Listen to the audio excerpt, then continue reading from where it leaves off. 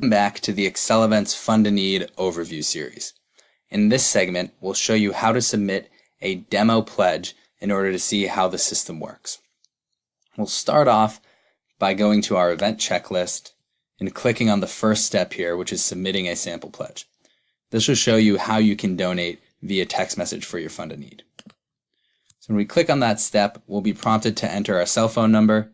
We'll click Submit Pledge, and then you'll actually receive a text message from our system informing you on how you can pledge or donate to the Fund a Need. We'll also assign a phone number to your event. This is the phone number that people can text when they are trying to submit a pledge.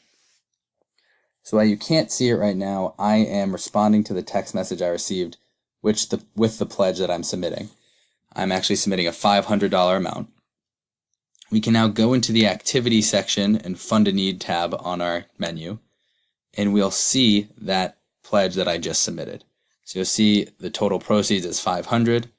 When I expand this item, you'll see all of my information in here. This is collected in real time.